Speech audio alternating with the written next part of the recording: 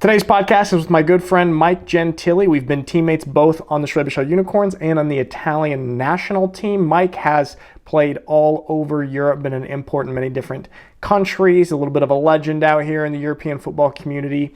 This year he has moved back to Schwäbisch Hall and he has started the Unicorns women's team. This is the first year the Unicorns have a women's program and he is the head coach of that. Pretty cool project that he has started and put a lot of energy into. We had a great long podcast. Without further ado, my good friend, Mike Gentili. Sir, can you please put back the prop? Cut. All right, that's the podcast. Nice. Awesome. Good job. Thanks, man. There it is. Happy to be here. Okay, don't forget your microphone. How annoying is that? It's very annoying. Okay, and make sure you don't pull too hard on it. So there's a lot of things. There you go. Are you comfortable? Yeah, I'm comfortable. Make yourself enough. Comfortable, man. Okay. So I'm not going to look at the camera at all. We're just talking. If you want, yeah, you're talking to me. Okay. This is like a human interaction. My friend who filmed himself going to get me the fancy beer that he promised me, and then I was left with a fancy wine, glass of bad German wine. Yeah. So I did go to the grocery store to meet all of your demands. You're a demanding guest, I would say. Well, to be fair, it's not me. It's my people. Okay, your people. And who are these people? You don't need to know I don't want to. I don't want to know. Anyway, yeah, I forgot to bring you the beer, so we supplement them with the $3.99 wine. How is it? It's doing the job. It's fine. Okay, we're getting there. Michael Gentili, welcome to the Imported Podcast. Cool. Cool is right, man. It is cool, isn't it? It's funny. Like I thought. So like. You had Coach Neuman on, Cody, Sleaze, like shout out James Slack, Jimmy Sleaze, and like I thought it was like a serious podcast. Yeah, and then I saw Ale on. You thought that I was gonna have a serious podcast?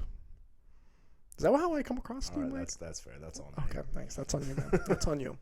So if we have anything serious to say today, we'll just cut it out. Okay. Okay. Good. None of that serious stuff. It is 4-ish okay. o'clock. Sure, 4 o'clock ish. I'm sitting right here until like 7. 7 o'clock. Okay. 7 o'clock. All of my equipment's going to die, and I'll be gone long before that. But you can sit right here. Okay. I can't talk to a human being for more than 40, 45 minutes. That's okay. Fair. And That's I need fair. some help. Anyway. This is unbearably hot under these lights, by the way.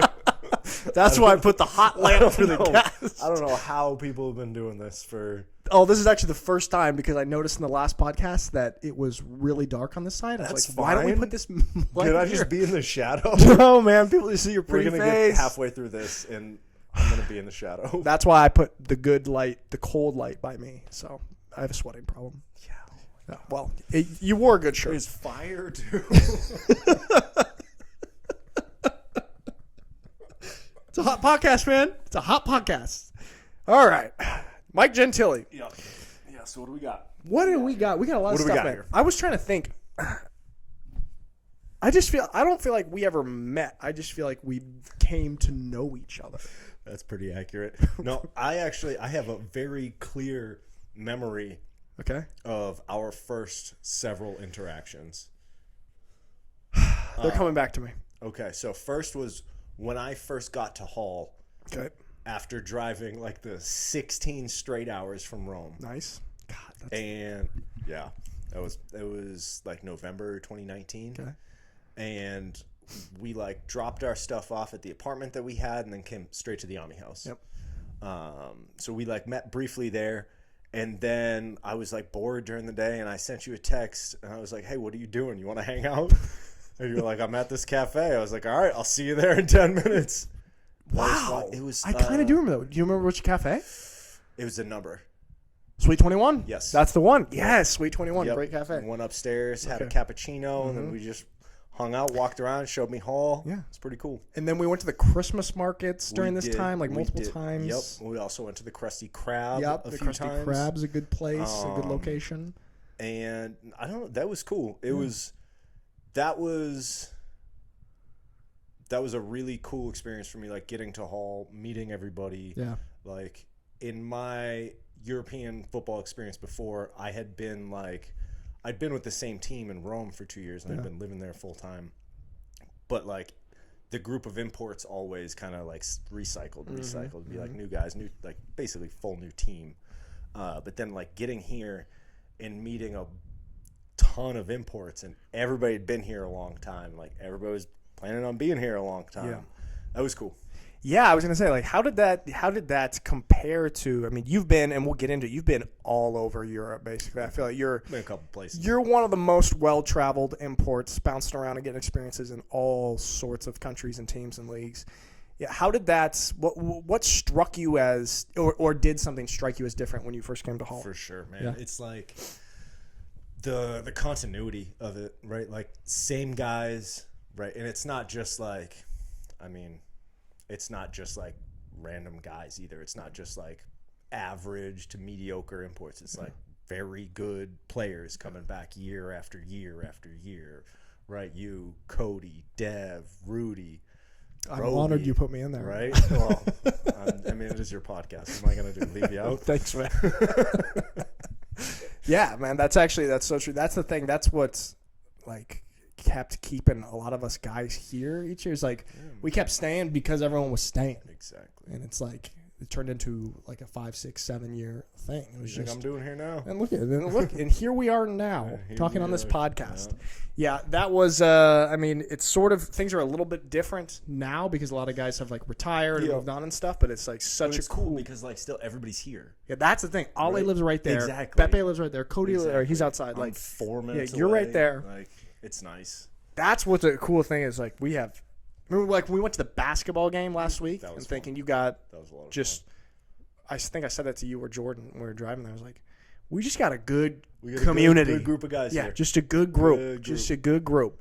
It's Do you really have a cool. headrest over there? Is that just a pillow? I do, and this is one of the perks of being the host. So, like, when I get tired, or if you want to grab a pillow over there, that one that's too far. Can we No, space it's the too far camera out. so- It's too far out of the There's a frame. headrest.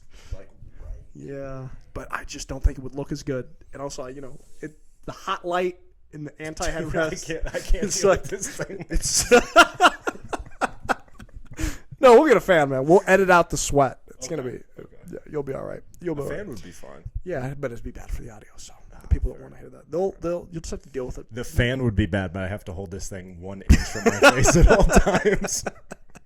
Closer, little bit closer. What if I just hold it like this? Sorry to the audience listening. All right, Mike, talk to me about your journey of coming to Europe to play football. You have a very unique journey. You did not come out here in the same way that many guys come out to Europe, where they come right out of college. Yeah. Give me the Mike Gentili story. Okay, so my senior year of college was 2013. At the latter half of my senior year, we had a bunch of guys get hurt, and I ended up playing both ways for the last 5 games of my senior year. Just for people who don't know, that's wildly uncommon for college football to play both ways. So needless to say, I was super banged up after the season. Like I was basically like limping, like couldn't really do anything. I tweaked my knee a little bit. I had some shoulder problems. Shocker, some concussion issues at that time too. We're going to talk about those. So I had a couple opportunities to play after school that I kind of like said, nah, well, I don't think so. I think that's about it for me. So I went into a tech sales job like right after I graduated with. Sorry, pause. No, please. Did you feel, besides the physical aspect of being, like, did you feel mentally like you were good to be done with football? Or did you still Honestly, like, I did. So like my last game in our bowl game, I had 2 picks, a pick 6, a long touchdown, like guy plays football? it was, and I was like, this is cool. Like this is a cool way to end. Yep. Like that was fun. So I was pretty okay being done. Okay. I thought I left some in the tank, but I was also like me and everybody else. Yeah. So like big deal. And then so I started working for some tech companies. I got a job for a startup, and within like probably 2 months of starting to work for them, they wanted to open an office in London. So I mean, I was like, I've never been to London. I'll go. They like kind of laughed at me. 2 weeks later, I'm on a flight to London. I'm living there for a year. And while I was over there, a couple of my teammates from college, please don't interrupt me. That's why. A couple of my teammates from college were playing in Europe, right? Really? Matt Green, receiver for Algoy. Oh yeah. Okay. Yep. Okay. Sweet. Yep. All right. And then our quarterback was playing for the Geneva Seahawks, I think. So I'm like kind of like living vicariously through them at this time. It's like 2015, and I'm like, that's when it starts to click. I'm like, man, I really want to do this. Like, so it's 2015. I get in touch with the London Warriors, and I'm like, I buy all my equipment. I'm ready to go. Like, I'm about to play for London Warriors in 2015. Excuse me. And we ended up closing our London office. They wanted to move the European headquarters to, I forget, like somewhere that I would just had no interest in moving to. So I was like, all right, I'll go back to Boston. So like I had that little spark, and then it left. Okay. And then come 2017, I'm on vacation in Montreal, and I get an email basically saying that my dad was sick. And he was living in Maine at the time. And I drove, as soon as I got that, drove straight from Montreal to Maine, went to go see him. And he told me that, so he had cancer when I was in high school. Yeah. Gone through all the treatment, like went through radiation, chemo, everything. Was in remission. Everything was cool. That was 2007. So then 10 years later, it had come back. Yeah. And the thing about like the treatments that he did, the radiation treatment, is if you go through it twice, there is a much higher chance of the radiation treatment killing you than there is of it like curing the cancer again. So it's basically like he didn't have the ability to get the treatment that he needed again. So they were basically like, that's it. Yeah. And he didn't want to go through chemo. He had like such a terrible experience with it the first time. So he'd just kind of come to peace with it. And at the time when I was still living in Boston, I quit my job, and I started just like going back and forth between Boston and Maine. Luckily, like where I was living was like 100 meters from I-93, and he lived like a couple miles off I-93. So I would just like, it was just 300 miles on the same highway. So how long would that drive be? About 3.5 hours. Okay. Yeah, I think so. It's been a while. And how often would you do it? I would go up, spend a night, the whole day the next day. So like I'd leave on say Monday morning, be there all day Monday, all day Tuesday, come back Tuesday night, like shower, laundry, take care of things that I had to take care of, and then back the following night. So it'd be like 2-3 times a week I'd be going up there. And there was one day when I was up there that like we would just watch, because he had like at-home hospice, so he had like a hospital bed like in his place, and we would just watch like car shows and stuff. And like I'd like, because he'd just be sitting there, and he'd like have me like build models for him and stuff, like cars that he liked. And one day we were just watching TVs, like watching a old car show that I just kind of like, I liked it because he liked it. So it was like, I know but I was getting a little bored. But one time he was like, hey, can you grab that above the fridge? I was like, it's weird. Like he lived in a trailer. And it was just like bare bones, just like sink, bed, TV, fridge. And all of a sudden there's this like weird, like looking like box thing above the fridge. And I go up and I grab it. It looks like a briefcase. And I was like, all right, well, here you go. He's like, open it up. I was like, okay. So I pop it open. And it's like 50 DVDs. And it's every football game that I'd ever played from when I was in high school all the way through college. That's so cool. And did you know that he had these? No, I had no idea. That's so. How did you feel when you like? Overwhelmed. Yeah. And so we just started watching them, and like just start from the beginning, like freshman football, and just going through. And he was like, "I would do anything to watch you play football again." and I had like just got my Italian passport. Yeah. Like maybe a year before that. And it was at that point where I was like, all right, I'm gonna do it. I'm gonna play again. Like, figure out how to make it happen. And yeah, so that's kind of so that's the catalyst. Yeah, basically that was what got me going. Your dad's desire to see you play again. Yeah. And how old were you at this point? 28. Man, and hadn't done a sprint, hadn't caught a football, hadn't stepped on grass in 5 years. That's old to get back in it. That really like man. Like that's the tail end of usually. Yeah, I mean, like if you look at running backs, most of them retire at between 26 and 28. Yeah, that's the other thing. You're playing a position that has a real short, and you're out here. It's not 46 years old. Yeah, still balling. That was 25 years ago, and here we are. 25 years ago, before the internet. That's so cool though that like that's the catalyst. Yeah, basically. I think about that a lot. That's honestly. So cool. It's honestly like that's a beautiful thing, and like it's pretty crazy to think then the football experience that you've had since then and how that changed the trajectory of your life. Yeah. Like, so you're working an office tech job and then, okay, you decide, all right, you get your Italian passport, you come over and then you first start to play with the Italian national team. That's your first experience, right? That was my first time in pads since 2013 was Italian national team camp in either October or November of 2017. Okay. No, but you didn't get anything. I'll do good time. I will. I've had none of these. Oh, that is hot. Right? Jeez. All right. Chapter 2.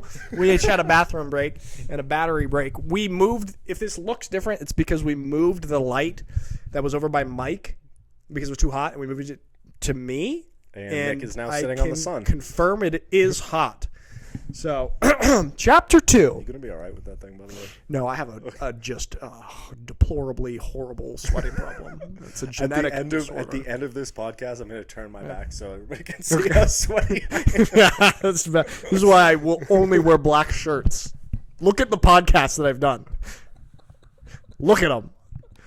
One time I wore a gray shirt. I think it was what a mistake. Horrible mistake. Look at the Ale episode. Ale was the same. He was sweaty as hell. Okay, good. Well, you know how us football guys are. All right, so you have this amazing like catalyst with your dad to get you back in the football world, get over to Europe, and you start playing with the Italian national team. What was that experience like? Was it anything like you expected, or were you shocked, and were you like, what did I get myself into, or what were your emotions? No, honestly, I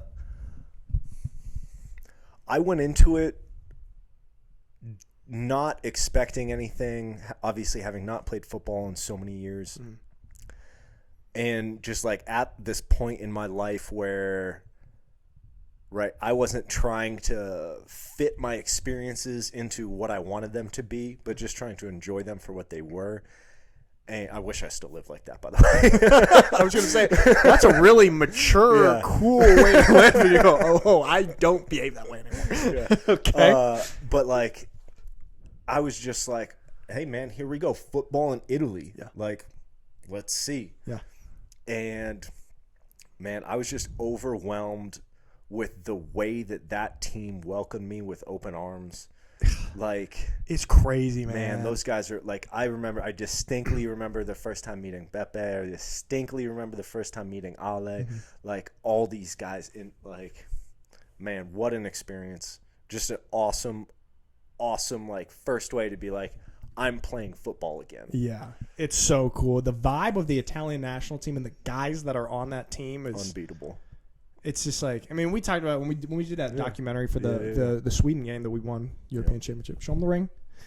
And we talked about it, how it's just like, and this is fast forwarding a little bit, but it's such a hassle a lot of times to like go to those camps and like make it to getting to these Italian national team camps. Like, is this worth it? And then, like you said, world-class pain in the ass. Yeah, it's horrible. It costs a lot of money. Every single time it's worth it. Yeah, you get there and it's like, oh, fuck, this is exactly. This is awesome. This is awesome. Like, I'm one so of glad my we're here. best memories of football in my life is that camp that we had at the Army base. Like, when we had that room and there was like 8 guys sleeping on the squeaky bed. You missed the one for the Great Britain game. Yeah, that was a fun camp. Was that good? It wasn't as good, but Okay. it was fun. Yeah, I mean, that was just, on paper, that's my nightmare, that camp. I get it. Yeah, and looking back, it was like, that was amazing. Yeah. I cherish. Yeah, I man. treasure Seriously, that. like every single thing that we do with that group of guys, and then, so you had a great initial experience with them, and obviously so good that you're still a major part of the Italian national team, even up to this year, till I die. Then, what was your first experience being a part of a club team, like being an import? It was very interesting.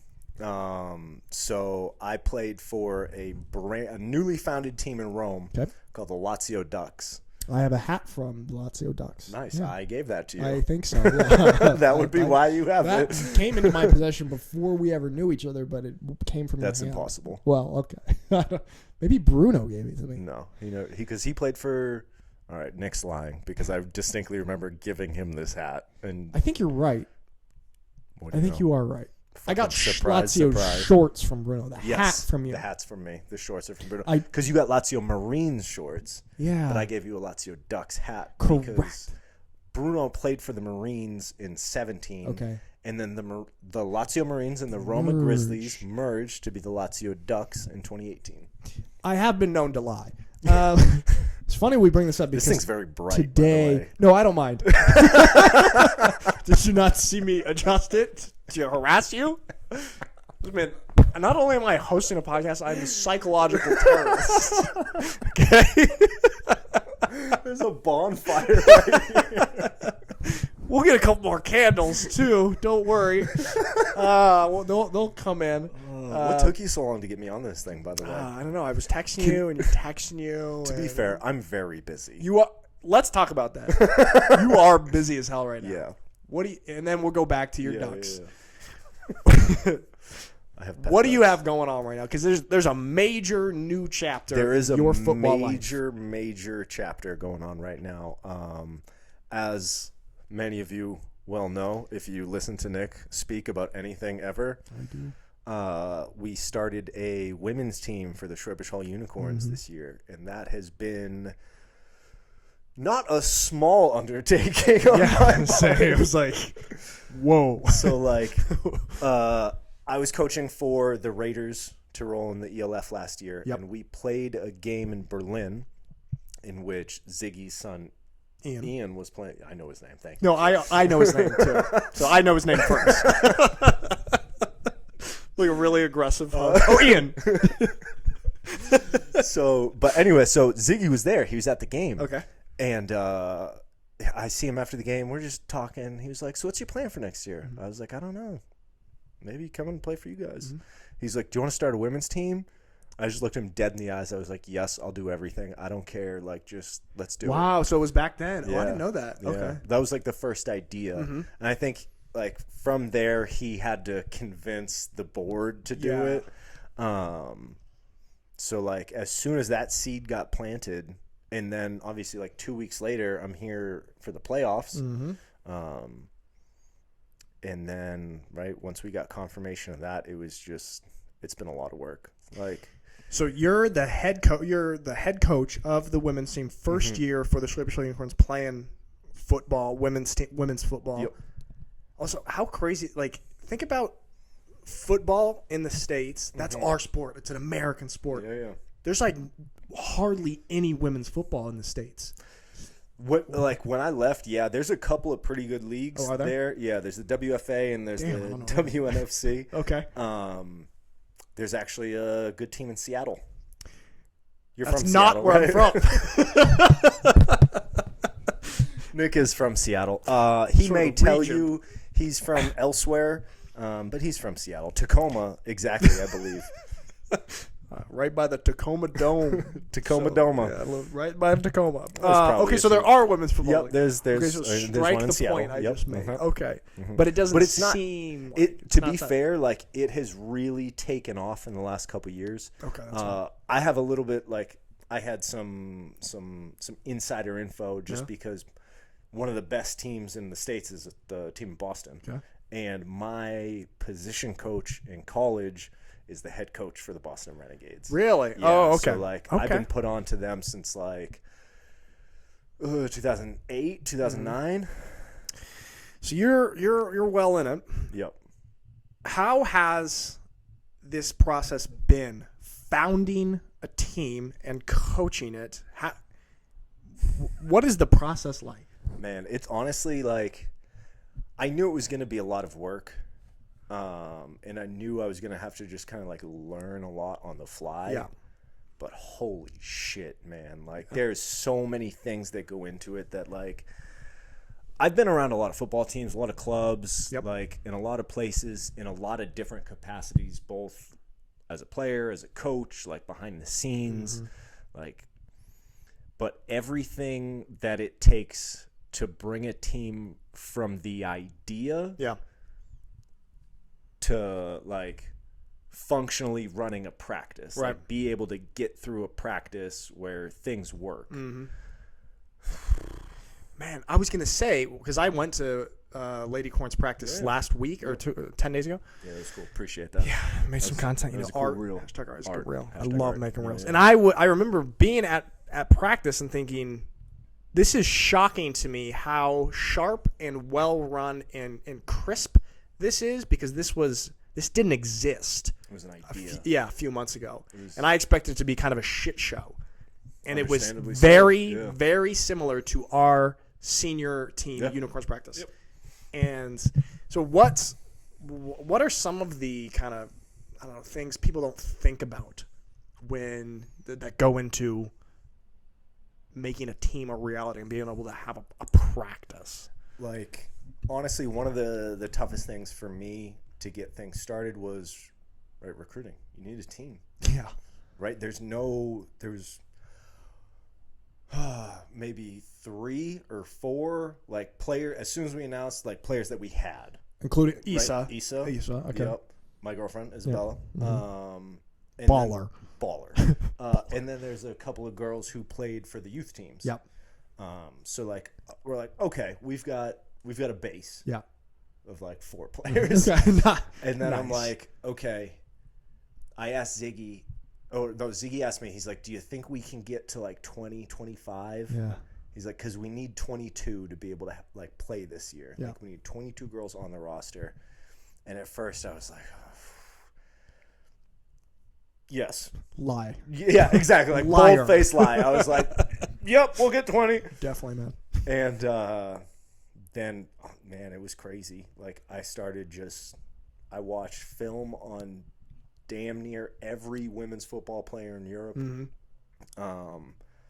Asked most of them. The tough thing is like, what a lot of people don't understand, and this goes for the GFL team too, but, like, if you're not a paid import, when you get recruited to play for the Unicorns,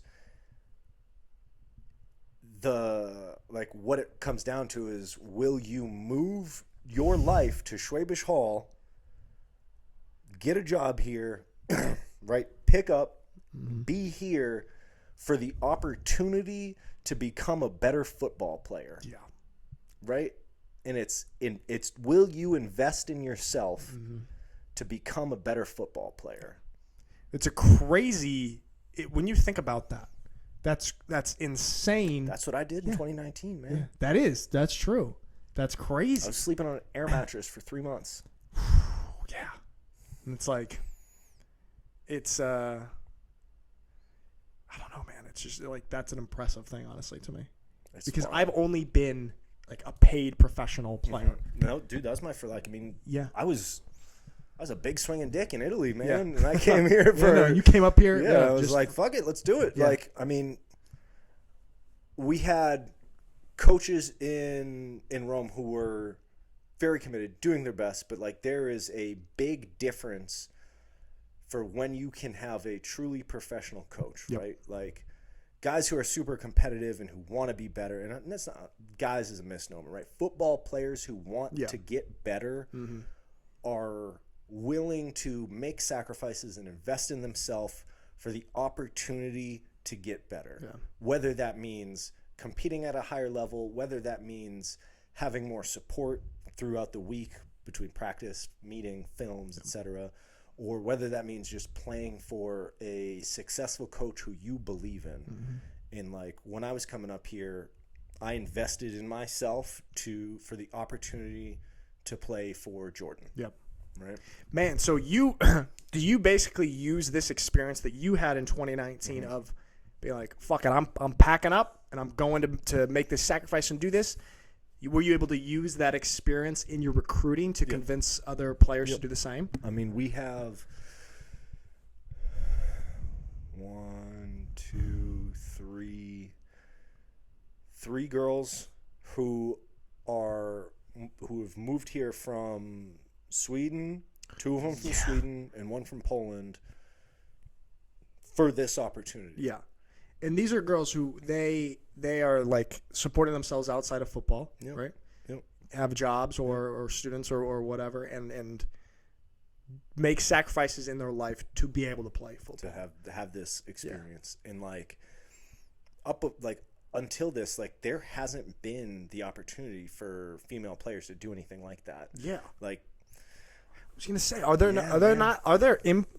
there very commonly female imports that are moving to different countries? You'll get the occasional one in Sweden. Okay. Like, so kind of what started all this and like my interest in like serious European women's football is in 2020, right after they canceled the GFL season, and that's when me and Issa started kind of bouncing around. Yeah, okay, because we were all here together in Hall in 2019 to 2020. Canceled. You guys went north, right? Well, so first they delayed everything. Remember, they're like, "Oh, we're going to start the season." And they didn't cancel till like July. Exactly. Okay. End of July. So we're here, and then they cancel it, and I'm like, "Oh, okay."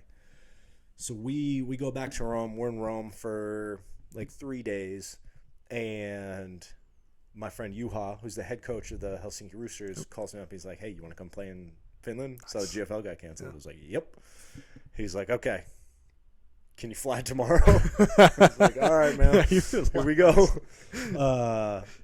So, like at the time, Issa was like, "Well, what am I gonna do?" I was like, "Just come, right? Just come with me. Like, let's figure this out. Like, maybe you can play up there." So we get up there, and I played the rest of the Maple League season, and she had got there like 48 hours after the women's transfer deadline. Oh, so she didn't get to play in Finland. Okay. So after the finished season wrapped, I had a guy that I knew was coaching a team in Sweden, and I sent him a message, and I was like, "Hey, like, does your women's team take international players?" And he was like, "Yes." I was like, "Okay, great. Do you need like an assistant coach or something? Like, can I come help you so my girlfriend can play for the women's team?" And he was like, "We actually need another import right now." Wow. So I was like, so it's "Okay, perfect timing. perfect." Was this for the Orbro Black Knights? Yep, it's for Orbro. Nice. So we shout out Tim. This was the first team that I ever spoke to in Europe, and I almost came to play for them. No way. So both of our Swedish imports are from Orbro. Oh, really? Yep, okay, that's nice. actually how That's a we'll good get back into that Sure. later. So we get there, like we're both playing, super cool, like one of the coolest experiences. Like our first game, like I played a game, or no, she played a game at noon, and I played a game at 3. So I'm like getting dressed, like walking out onto the field, watching her for a couple snaps, coming back, listening to coach give a pregame speech. That's so. And I'm like going back and forth, and there's that awesome picture. That's what I was gonna say. I remember that Instagram picture. Yeah. You guys wearing the same uniform, playing for the same club. Super one on the men's cool. team, one on the women's team on the same day. Yeah. That's an iconic picture. Yeah, That's that was legendary. super cool. But like that year, because right, only Finland and Sweden really played in 2020. Yeah.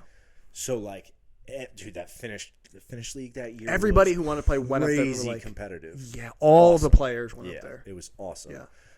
But women's Yeah. was that in Sweden. Okay. So like, there was 6 or 7 imports on her team in Sweden. Yeah. And like I got to know a lot of them and like hear about like their experiences and playing around Europe and playing in their home countries and like a couple of different places that they've played. Right. And I was like, there's girls out here who care, man. Like there's no difference between the girls who take football seriously and the guys who take football seriously. Yeah. And like that kind of planted the seed in my head is like, okay, how do we make this more serious? How do we make this better? Yep. And then the next year, ISO was actually the first ever professional import in Spain. Wow, that's so cool. Yeah. Which team? Cool. Osos Rivas. Okay, nice. With Javi. Yep, Javier. Yeah, right? So we were living with Javi. Nice. Javi, one of my good friends from high school, and one of my good friends from my first year in Rome. Yep. Shout out La Familia. So like that was cool. And then like from there, it's just kind of been like, how do we make this happen? Like we'd always talk about it like around a fire, like over dinner, like how are we going to make this happen? Were you talking like you want to start a women's team, or you just want to help elevate and give more opportunities? I was always talking about starting a women's team, but honestly, like I for sure always pictured it, and I think she did too, like down the road. Yeah. Like way down the road. Years down the line. Yeah, like we'll get to it when we get to it type of thing. Like Man. It would be cool. So how excited were you when Ziggy said it to you? It was like surreal. It was just like, yeah, seriously? Yeah. I was like, yeah. I'll do everything. I don't care. Yeah. Like let's make this happen. And you're doing everything. And I'm doing everything. Do you feel like how does it feel right now? You're I mean, obviously it's a very cool, new, exciting thing, but it's a huge undertaking as well. Yeah. Plus, you're also playing for the men's team. Mm-hmm. How you juggling everything?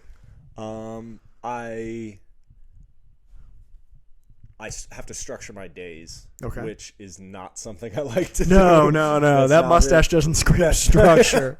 Sorry, I forgot to shout out the stash, by the way. It does look phenomenal. Beaming. That's why I put this light here. Okay, so structuring your days? Yeah, so I structure my days. So, like, Issa goes to work at 6. Okay. So I start my work at 6. Mm-hmm. So, like, I have, like, this little, like, corner of my room like this, and it's got my computer. And then on this side is like a big ass whiteboard. It's double sided, so like I have like a little, everything's kind of shut out. So start the day, play with my dogs for a little bit. Good. Best part of my day. I miss them so much. Very upset that I'm here right now and not spending time with them. I thought you were gonna bring them because I have a mouse. So I'm actually we'll disappointed. We'll get into that. Okay. Oh yeah. Which reminds me. Keep going. So hang out with Bimba and Lola for a little bit, and then I will jump on my computer. The only way that I get shit done is I have to write it on my whiteboard. Yeah. If I write on the whiteboard, it'll get done. It might take a couple days, but it will get done 100%, and I'll never forget about it. There's a power in writing things down. Seriously. I got a journal over there. There you go. Nice. I mean, whiteboard's way cooler Text than a journal. Mike to come over. So look, here we are. So like, that's when I get started, and it's either going through and doing notes from practice the day before, planning out practice, right? Like having a practice plan, scripting practice, making sure that, right, I communicate with all the other coaches, like, hey, here's what practice is going to be, here's the drills we have to do, making sure that everybody understands, like, which drills need to be done in which ways. Yep. Like, one thing I got to say is I'm extremely fortunate to have a great group of coaches helping. Yeah, it's a legit squad. Yeah, that takes a lot of not just workload off of me, but like a lot of stress off me too. Yeah, which is great. And then, right, that's usually until like 1-ish, and then I'm at the gym usually from like 1 to 4. Shout out Patchwork. Or like some type of training. Like today was field then gym. Yeah. That's why I was a little late. A little late. I mean, you were on time for an Italian. Yeah, exactly. So, like perfectly on time. I do what I do. 30, 40 minutes late. And then usually it's home, make something to eat, like just like try to figure out if there's a couple other things that I need to finish, and then it's either men's practice, women's practice, whatever the evening activity is, or like if we've been having meetings a couple times a week, so it's like put together installs for the meetings, put together like the plan for the meetings, and like it's overloaded work wise right now because one of the big things that I've had to spend a lot of time doing is teaching football. Right. Right? Because we have 46 girls on the team. Okay. And like 20 with experience. Wow. So basically half with no experience. This has got to be a new territory for you, because you've coached. I've coached But a if couple of times, like rookies or like low level football. So I was head coaching for a third division team in Italy last year before I started with the Raiders.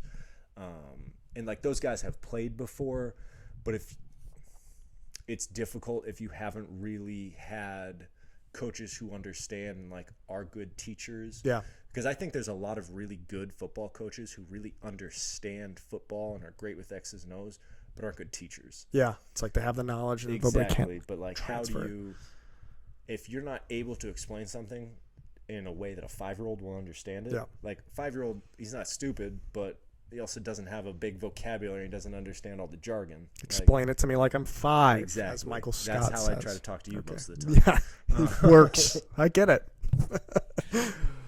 So like it's been like a lot of extra work, not really like extra work, but it's been a lot more like tedious to make sure that we all understand what we're doing all the time, why we're doing it. Yeah.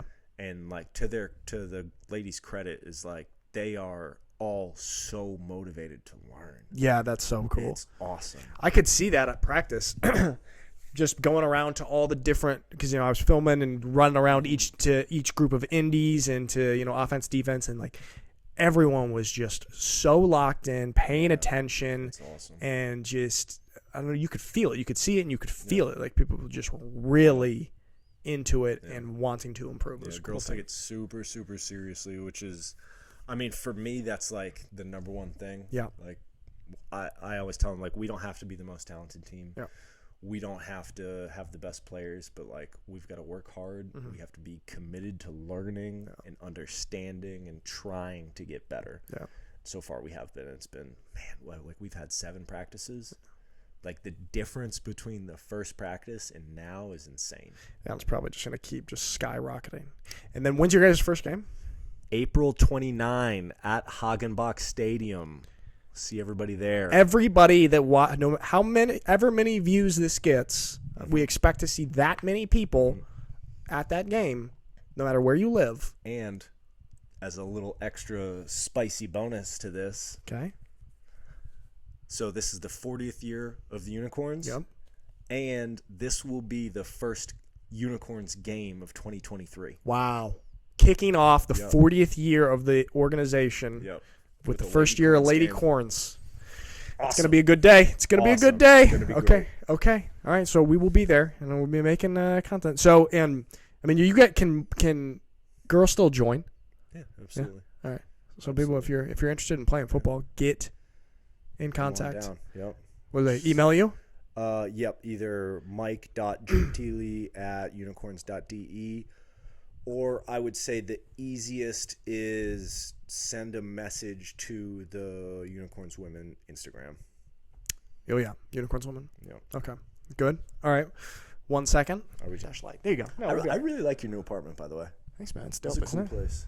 I love it. It's super inspiring, like creativity wise, like, and we got some plants in here. Plants? You see, like, oh no, I'm gonna get a plant soon. yeah, it's crazy. It adds, it just adds a feeling of like life and energy. Mm-hmm. You know, it's, I don't know, man. I like it. I like it a lot. We got this nice view. Anyways, you know what I want to talk to you about? What? No, sorry. No, go ahead. You're not what?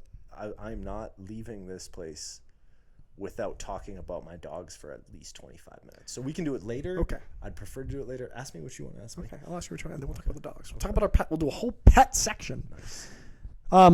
It's also a heartwarming story. Okay. Oh yeah, that is true. You coached in the ELF last year. I did. For the Raiders, Schwäbisch Raiders Tirol. Not the Schwäbisch Raiders. Okay. The Raiders Tirol. Oh, they changed the name? Well, the ELF does not allow naming sponsors. Oh, yeah. Interesting. So, like, Vienna used to be the Dacia Vienna Vikings. Oh, yeah. So now it's just their AFL teams, the Dacia Vienna Okay. Vikings. Does Swarco also have AFL? Exactly. Okay. So the Swarco, and I was playing for the Swarco AFL team. Oh, yeah. How was this whole experience? This was last year for you, playing for the Austrian Football League team, and you were the running back coach for the ELF team. Talk to me about that experience. Man, coaching on that staff was the best learning experience I could have ever imagined. Really? Yeah. Man. Okay. Like, just like genuinely great professional coaches across that entire staff. Yeah. Like, I learned to be a professional coach. It's a good organization, man. It's a really good organization, man. Like, when it comes to like professionalism, the way things are done, the way things are run, like behind the scenes, in front of the scene, like everything, man, is very, very buttoned up, very professional, like so out of my element. Like, but it was cool because like I became so much of a better coach from doing that. Yeah.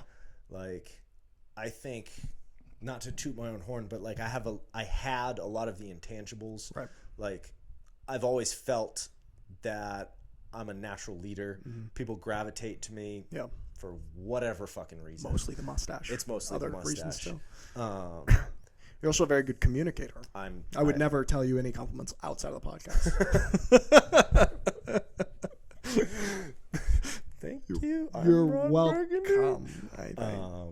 So at the time, right, I'm a head coach of this team in Italy, and then this opportunity for the Raiders comes up. Yep. So my plan for 2022 was coach the Italian season, and then after the Italian season was over, I was going to come back and play for the Corns. So it's like, right, late January, early February, and I get the call from the Raiders, and I'm just like, it's tough to pass up. yeah, but I'm down living in like the most beautiful place down in southern Italy, right on the beach. Yeah, like, I've seen those videos. Yeah, like running a team, like running the whole program down there, which is super cool. Like, had plans to like be with them for the next 5-10 years. Right. And then I get the call from the Raiders, and it took me a long time to like make that decision. Who did you have a connection with that? Yeah, that organization, or one of my good friends, Chris Durham, is friends with their old running back coach. Okay. And when he left to take a job with an NFL team. He was looking to fill the spot. Asked Chris if he knew anybody. He dropped my name, and then they gave me a call. And right, it took a while, but actually, Coach Neuman gave me a lot of really good advice on like, where my coaching career is going to go, and like how to gain the skills and knowledge that I would ultimately want to have, right? Like, the staying in Italy would have been a really cool experience. Like, personally, it would have been awesome, but like I would have learned very little professionally, right? With the exception of like experiential learning, like, you burn your hand on the stove, you learn the stove's hot. Yeah. But going to the Raiders and having the chance to work with Kevin Herron, the head coach, Kyle Callahan, the offensive coordinator, right? Jack Ball was our D-line coach, and he's a top coach in Europe. Yeah, they got a legit coaching staff. Man, it was awesome, and like getting to work with Sean was Sean Shelton. Guy's a legend. He's something else, man. Yeah. He's a shout-out Sean. I actually spent last week or 2 weekends ago with Sean. Yeah, in Würzburg at the coaching convention. Oh, nice. Yeah, that was fun. You were at that? Was that the Bavarian coaching convention? Yeah. Okay, nice. Yeah. But like getting the chance to work with those guys and see like what goes into being a professional, like a true professional, changed my outlook on coaching, has had a immeasurable impact on the way that I'm running the women's program now. I was going to say that's perfect timing for you to have that experience last year going into this Lady Corns so like experience. And like, I mean, like, one of the things is like you look at women's football around Europe and like it's very much like club amateur. Yeah. Dude, we're running shit like it's a fucking ELF team. Yeah. Like, we are very professional. Like, That's sick. it's legit because a lot of these girls want that. Yeah, I think, and if you're gonna make all of these sacrifices outside of the field to make it happen, like you want everything to be ran as well as possible and be as professional and legit as possible. Make it like this is worth it. Exactly. You know, all these sacrifices, it's worth it. Exactly. And you nailed it, right? Like the sacrifice. Like we have girls who drive from Dusseldorf. We have girls who drive from Nuremberg, Erfurt, like all over the place. To come play football practice for 2 hours. It's because they think it's worth it. Yeah. You make it worth it. I'm curious, what is some of the advice that Coach Neuman gave you when you were thinking about this decision? Like, the big one was like, he's told me, he's like, you will learn how to be a professional football coach. Yeah. And like, I have enough self-awareness to the point where like, even if I think I'm good, I thought I was a good coach. And like, I thought I kind of knew what I was doing, but I also, recognize that like, I've never really done it in a professional setting before. Like I've had a lot of coaching experience. I've had a lot of teaching experience. But I didn't really know what it meant to be a professional before getting there. Yeah. And it was cool. It was an adjustment. It was learning experience. Yeah, I was going to say, what was your life like in Innsbruck? And how'd you like living in Innsbruck, by the way? One of my favorite places I've ever lived. Sick. In my life. I like it a lot. It's cool. Loved Innsbruck. Actually, I lived in like a little village just outside Innsbruck called Mutters, which for me is way better. Right? Yeah, that's better. I don't want to live village in the city. Outside the city. It's nice. And like, I'm talking like 6 minutes outside. Was it up on that kind of like up on the mountain? So do you know when you come from Italy? Yep. So like when you're entering this, don't do that. So when you're coming in the highway, like from the south in Italy, and like right as you see the Nordkette, and you start to see the city, the hills on your left. Yes, like okay, that's where I imagine it. That's where it is. Okay, sick. Yeah, man, great spot. Man, what a spot! Like we struggled a little bit. Like we had a studio apartment that it was me, Issa, and the dogs. You guys were grinding. We were grinding it out. Yep. Big shout out Issa. She put the team on her back there for a while. Issa. Like, she was working mornings doing what deliveries. Was Issa doing? She was delivering for a fruit company. Nice. Who was one of the Raiders sponsors. She loved it. She was like, she just listens to like Queen and Michael Jackson all morning, driving around. That's like great. Seeing the mountains. But then she had ACL surgery in June. Oh yeah. Yeah. So she's just like laid up the whole day. And man, I was in the office like 7 days a week from like 9 in the morning till 10 at night. Yeah, I remember when you came to that night to mine and Mikey's apartment last fall, or when was that? And you were telling us about this whole experience in the ELF, and you were telling me how how intense it was. Yeah. Like you're like, I haven't had a day off. I can't remember how long you said it was. Nice. It was a lot of days. And we were like, I was just coming off. We were like 4 straight weeks, and we were away at Frankfurt, away at Berlin, away at Hamburg. And how's that travel look like?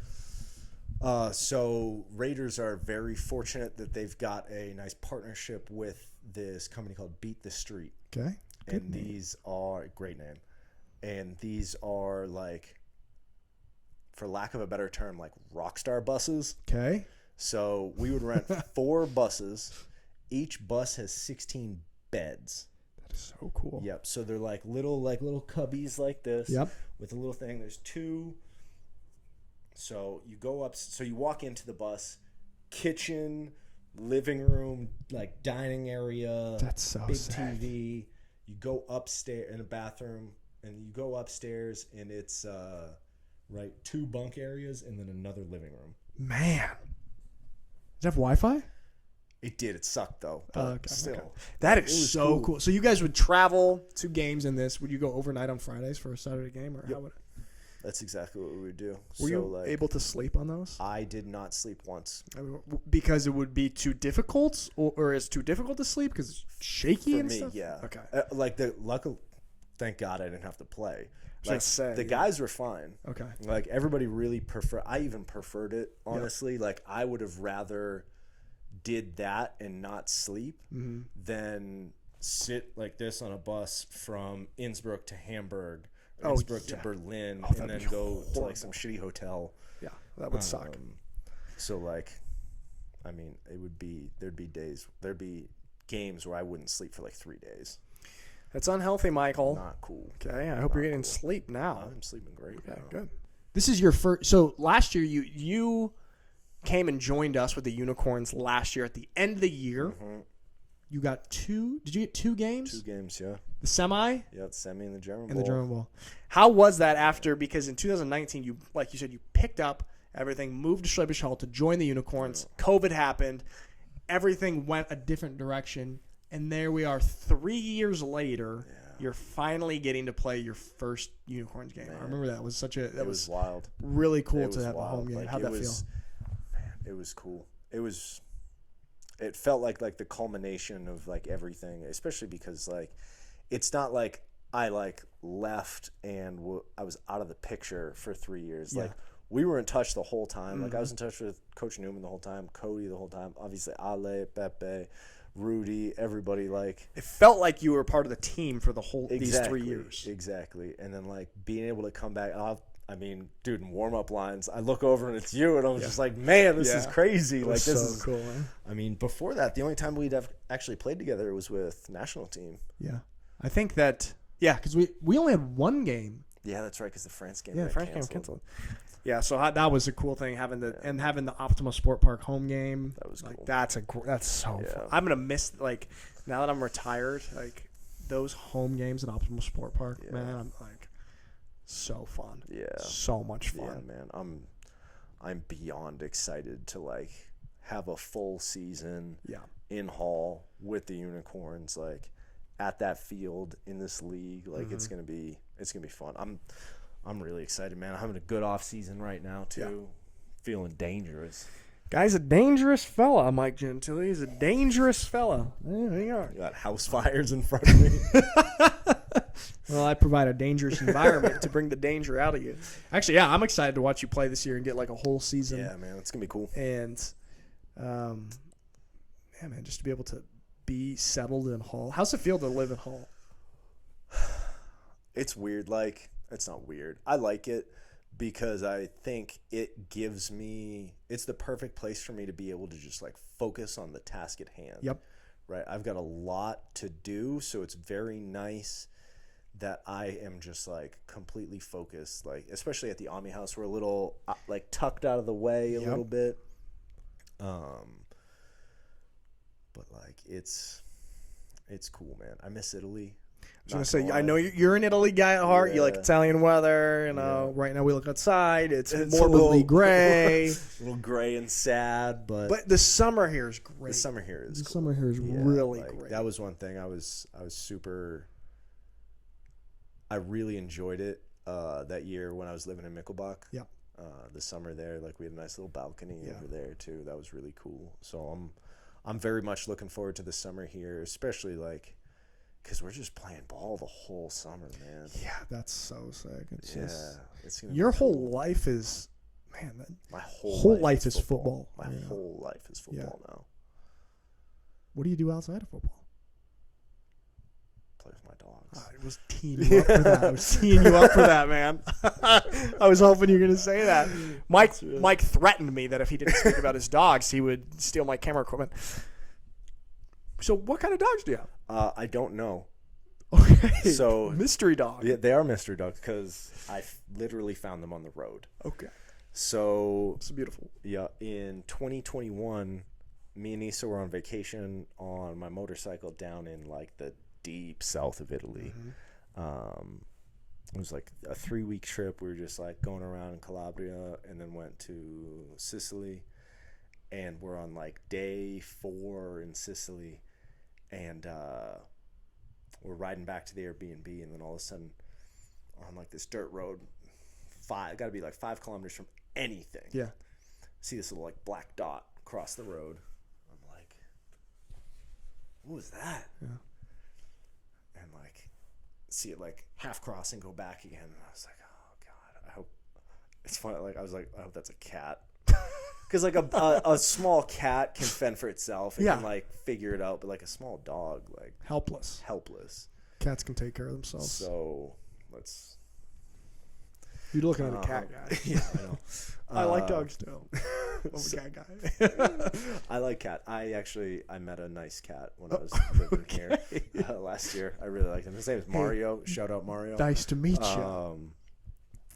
But so like we get up to it and it's just this like adorable little like black and brown dog in the middle of nowhere, just like on the side of this road, playing with a plastic bag. Oh, so cute. And I was just like how big? Like a puppy? 2 weeks old. Oh my gosh. Oh. This big. Like easily just grab it like this. That's so cute. So I was like, okay, let's grab it. We'll get it cleaned up. We'll bring it to a shelter. Yep. I was like, okay, we pick it up, bring it back to the Airbnb, wash her up, and like just start like, oh, we got a puppy for a day. This is fun. Like play with her for a bit. We start calling these shelters, and everyone's like, nope, we're full. And then it's like, okay, well, how do we get it to like one of like the state-run shelters, like the more like public, like the big-time ones? And what you have to do is you have to call the police. The police have to come. They like write a report. They take the dog to the station, and then after a certain amount of time, if they find out that it's not a lost dog or like no one claims it, then they will bring it to one of like the big kennels. But if there's no space in the kennels, then they typically get euthanized. That's so sad. So like we're like, all right, well obviously we're not going to call the police and like try to go through proper things there. So we're like, okay, tomorrow we'll bring her to the vet. The vet will know what to do. So the next day we're riding to the vet. On the way there, we see another puppy on the side of the road. A different road, like 500 meters away from it. And like we stop, and she's just she looks like a little pit bull. Yeah. Like blue eyes, white, and she's just chasing cars back and forth, like begging for help. Yeah. So heartbreaking. Yeah. And well, so we stop. I was like, okay, well, we're on the way to the vet anyways. Like, pick her up. Let's do this. So we pick her up. Issa's sitting on the back of the motorcycle behind me. Yeah. With a dog in each hand, like this. Is there a photo and of they're that? just no, they're just. I have a picture of them like a couple minutes later, but like they're just staring at each other, like they met each other at that point. And so we get to the vet, and the vet is like, "Oh no, this happens all the time." I was like, yeah. "Oh." I was like, "So what do we do?" They're like, "You keep them or you put them back." I was like, "What do you mean put them back?" Jeez. Yeah. Oh. Can you imagine doing that? No. Yeah. No. Okay. Never in a million years. Yeah. But the vet was like, okay, if you keep them, we will give them all their shots and like medicine and stuff and a little bag of food for free. Okay. If you promise to keep them. So I was like, I looked at Issa. I'm like, I guess we got 2 dogs now. So keep in mind, we are in Western Sicily. Yeah. We're on the west coast, like literally as far in Italy as you can get from Rome, where we live. And we were supposed to take a ferry from Palermo back to Civitavecchia. Okay. No dogs in the ferry. So now we got 1,200 kilometers to get back. It is 42 degrees Celsius, so like 115. That's hot. Yeah, Yep. that's. And we're like, what are we going to do? Like, because she can't just be like holding them for 2 days. Yeah. So we go to the pet store, and there's like this like mesh backpack for like gerbils. And Gerbil pack. yeah, it's a gerbil bag. It's It's a gerbil bag. standard gerbil pack. It is a classic gerbil bag. Sure. So we put them in there, and 2 days, all day on the road, all the way back to Rome. And then boom, now I got 2 dogs. Now you got 2 dogs. What are their names? Bimba and Lola. Bimba and Lola. Yep. Sicilian pups, and they're here living in Schwäbisch Hall. That's right, baby. I actually still haven't met them. I know. Really? You, like I said, you were supposed to bring them here. I will bring. Bimba ate a mouse from the field yesterday. From Hagenbach? No. Just like one of the awesome. farm fields. It is, but like, so we just go like there's this spot where there's these 2 hills that kind of like make like a little thing, so like you can't see in it. Okay. So we just unleash them and like throw sticks so they can like get some extra running. And at one point I look over and Bimba's like got her whole head underground. And she's like in a hole? Yeah, like in a hole, just going to town. Okay. And Issa's right there. And I'm like, grab her.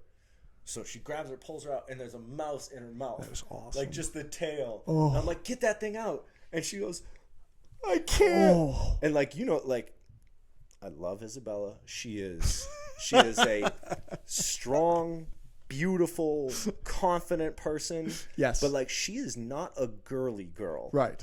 At all. Like, she's not like. No. She's a linebacker. Yeah, she's a fucking linebacker. She's a really good linebacker. And she goes, I can't. And I was like, who are you? Who is that? That's hilarious. I can't even picture Issa saying doing that. And I was speechless. So did she eat the mouse? She's associate the mouse. So yeah, I'm gonna need your guys' services. Dude, you can start a side hustle here, eradicating mice. Hey man, from attic apartments here in Germany. That is beautiful. Oh yeah, so we took another break. We were talking about friendships. What were you saying about friendships? I was saying before you told me to shut up and then repeat it on camera. That's not what I said. I said shut the fuck up. Okay. Don't put words in my mouth. Or take words out of your mouth. Don't take words out of my mouth. No, but I was just kind of opining on the fact that like the older I get, I'm very old now. And like the more experiences that I get over here, the more people I meet, the more value that I put on like the good friendships that I have. Yeah. Right. And as important as the women's team is and playing again is, the biggest reason that I came back was all my friends that I have in and around Schwäbisch Hall. Mm-hmm. And I'm willing to look past the fact that there's no beach anywhere near here. There's no mountains anywhere near here. The weather's usually terrible. You are looking past quite a lot. I'm looking past quite a lot. Wow, that's But impressive. I'm looking past that into my friend's eyes. Into your friend. Literally directing. That's literally right here. That's beautiful, Michael. That is I'm very absolutely beautiful. I feel the same way, man. It's like this is a strange time for me because this is the first time I've come back to Germany. I'm not playing football. Yeah. But it's like, of course I'm going to live in Schwäbisch Hall. Yeah. All my friends are here. Yeah, exactly. Like my whole community is here. I want to turn the tables a little bit. I want to start asking you some stuff. Here I am. How does it feel to be retired? So weird, man. Yeah. It's so weird. I bet. I mean, you were retired once. Yeah, it was awful. Yeah, it's like, and I retired once before. It's really bad, man. I don't know. I might have messed up. I really might have messed up. No, like, it's so weird. Sometimes I really enjoy it, like, on a day, like, I feel football. Fuck, man, I love football so much, and I still love it. And I would love to, like, still play it. This is why I still will very likely maybe play in the Italian national games. That is on record. I said That likely maybe. That is on record. That is likely a maybe. verbally binding contract. Legally binding, but it feels like so I was saying I love football so much, but it's such an emotional takes such an emotional bandwidth. Yeah, man. It's like you have a game on Saturday. On Monday, so much of my energy and emotion is thinking about the game on Saturday. Yeah. Right now, there's a level of freedom that I have that's helping. That bandwidth can be reallocated, like to some other creative stuff and video stuff, content so much stuff going on right now. Yeah, like doing. It all was that other crazy, man. Like sometimes just seeing you, and like how much, especially like when you were finishing up Unicorn Town.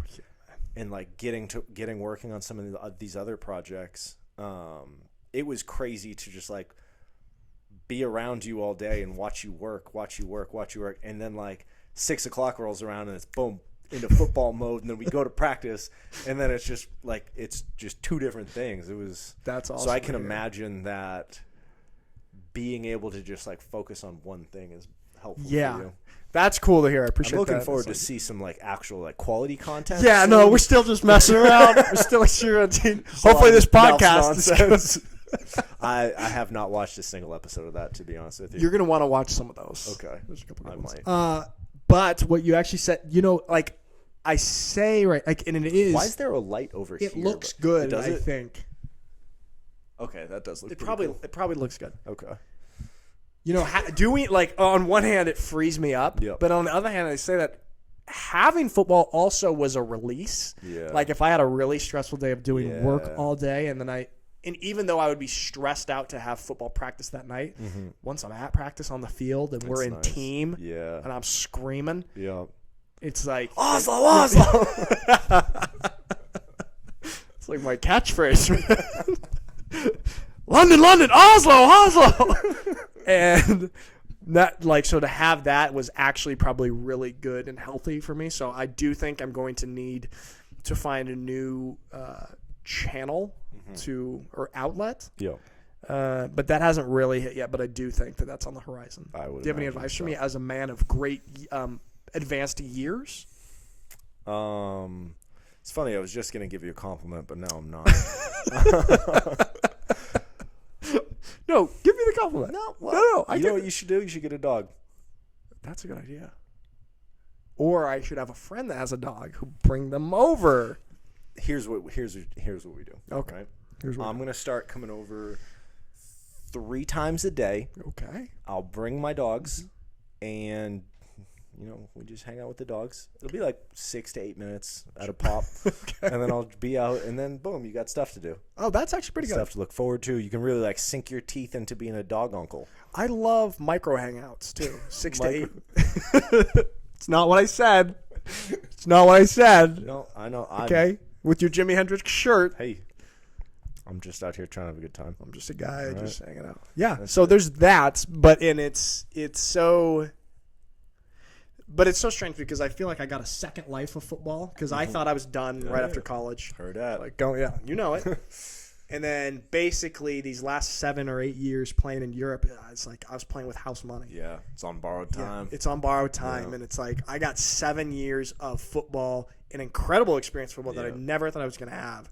So I also feel like I like found a bunch of treasure, man. and I have that still. I have all those memories and those friendships and stuff from that. And like you retire with 3 German Bowls, European Championship, 2 CEFL rings. Yeah, like it's like a lot, and like that's pretty good, man. it's pretty. That's another reason, or one of the reasons that I decided to retire. Yeah, because what a perfect time to step away. It's like finish this last season with so many of my good friends and my brother on our team. Yeah, and like we all won that together, having just previously won. Yep.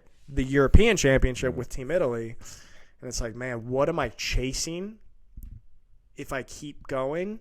Like, I feel like I got to have such a good experience, but that's only looking at it from one side because I'm not thinking about – like, I'm just thinking about it from the accomplishment side, basically. Yeah, not like the process. The process side. That's a great way of putting it.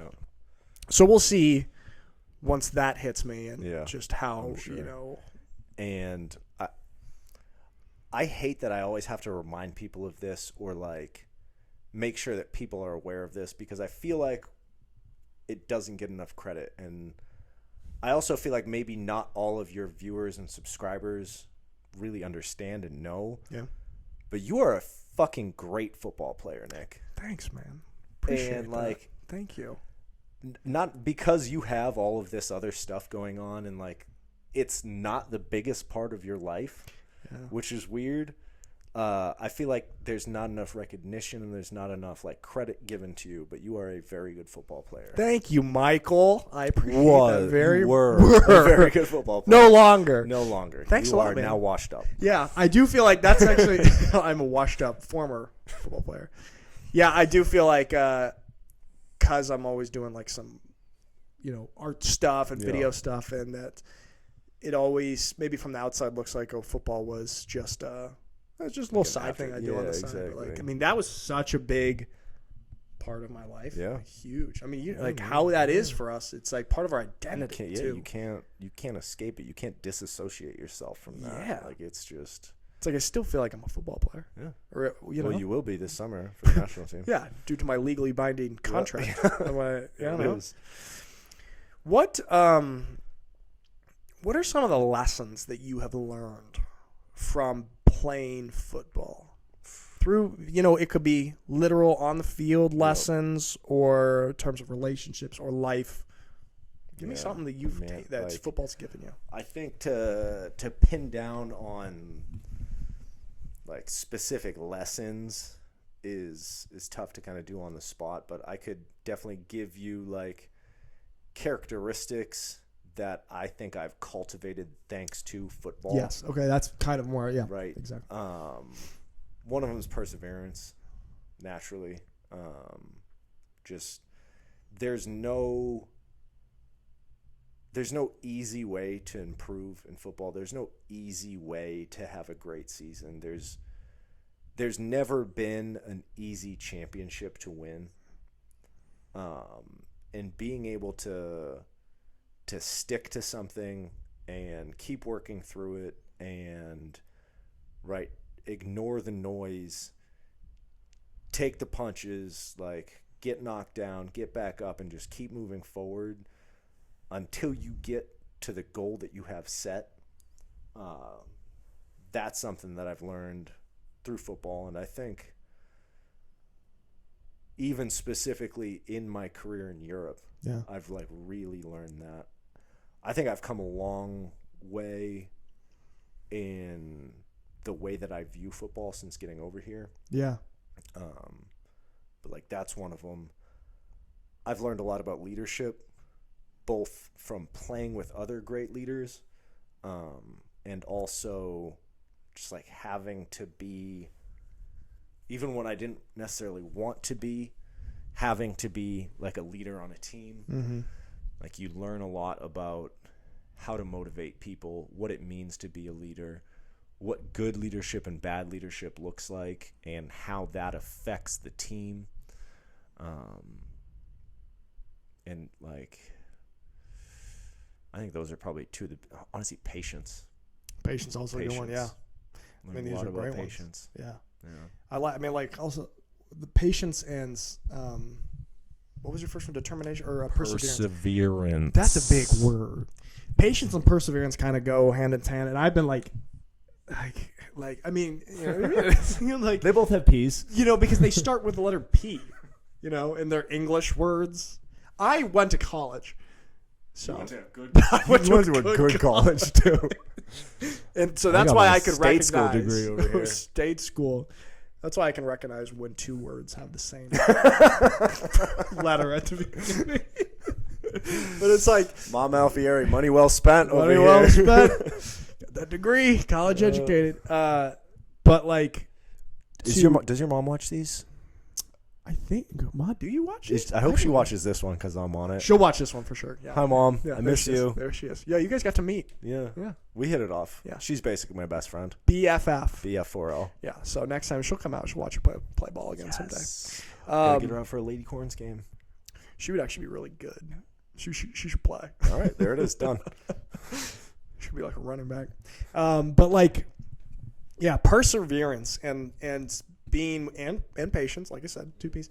But I don't know, willing to kind of not expect something to happen right away, or be willing to put in amounts of work over a long course of time and have ups and downs is such a delayed gratification. That's what I'm trying to say with too many words. Gratification, yeah. Right. Delaying gratification and delayed gratification is such an important thing. Suffering now for delayed gratification. Yeah.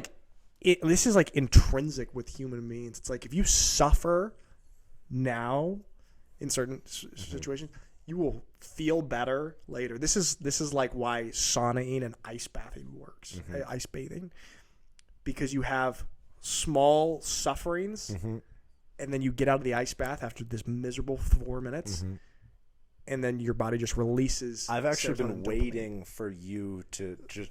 I've been waiting to just see an ice bath out there. It's coming soon. It's coming. I have that bathtub, and I actually was thinking about buying things of ice. It's tough though, because like you can't get the water cold enough out of the faucet. Yeah, it's true. You need a lot of ice. They have like these legit ice bath things you can buy. Yeah. That's coming, because I feel, but I also have the Solabad right there, you know, true. Which I'm supposed to be going to soon. But we'll get there. You know, I'm having a good time. There, yeah. But it's like, delayed gratification. Yep. This is great. Give me some more wisdom. Say more smart things. Smart things. Yeah. Smart things. Smart things. For sure. Smart things. Okay. I don't know, man. You gotta give me a prompt here. I'm not really an off the cuff type of guy. I'm more of a like situational wisdom. Sure. Right. That's my like. Here's what I don't tell good jokes, but I'm situationally funny. Yeah. Okay. I can't just like drop. Yeah, I can like, Mike, tell me a joke. Yeah. But if we're having a conversation, you'll make me laugh. Exactly. I wanted to ask you what makes somebody a good leader?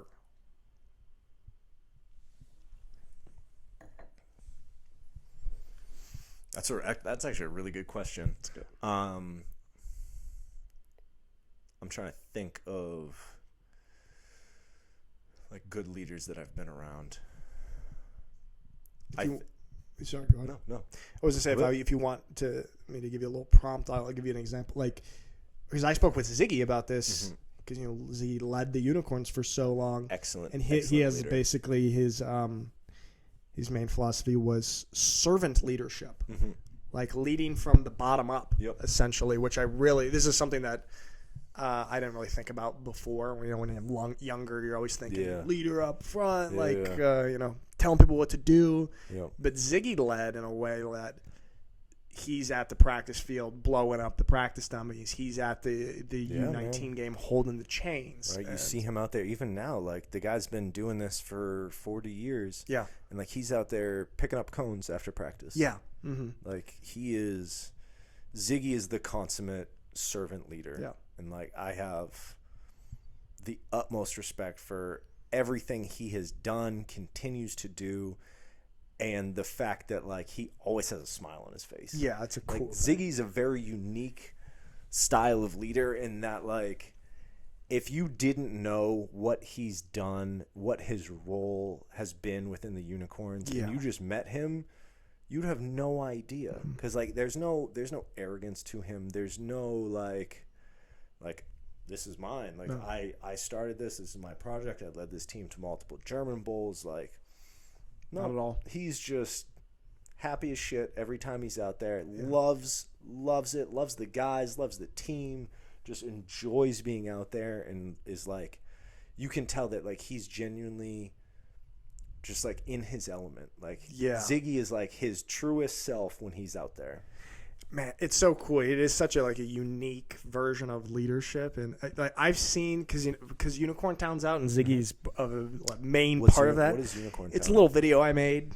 Oh, like a YouTube video? Yeah, it's a YouTube video. Okay, it's like a longer YouTube video. Okay, so just check it out. That's actually one of the. I try not to watch your videos if they're over 3 minutes. So. Yeah, well, this one's gonna be slightly over. This is not a video; it's a podcast. Okay, but anyway, people, I'm getting, you're just getting all these messages about the movie, and so often it's, man, that guy Ziggy is just infectious. What a cool guy, man. What a cool person, and it's like, it's so true. And you see, it's everybody that sees that reacts that way. Yeah. It's like, oh, this is. And it's like, I mean, for the people watching who've never met, like that's him. That's who he is.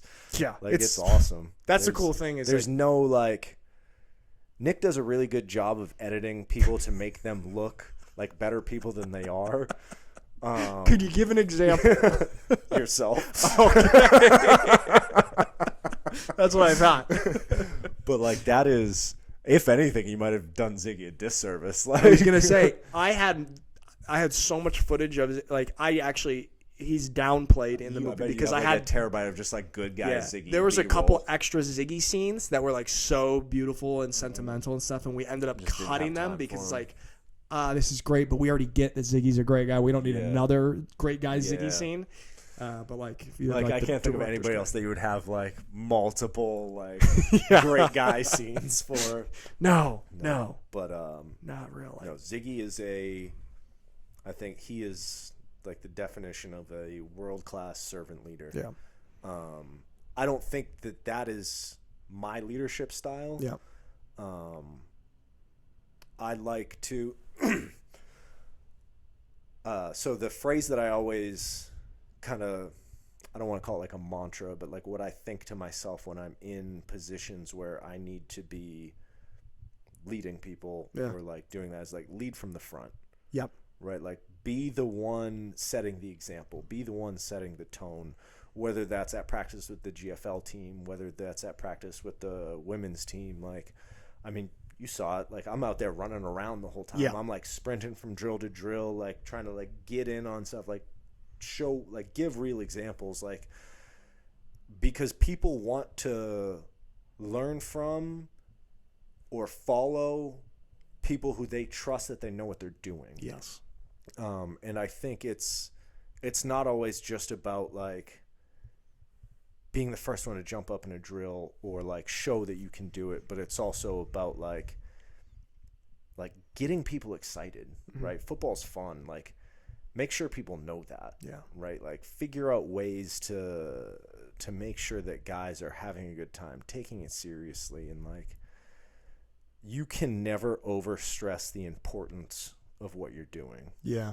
Right? And like, that's a big thing that I like to do, especially in GFL practice, is like, guys, like, we're out here, like, we have the opportunity to play football right now. Yeah. It's not we have to.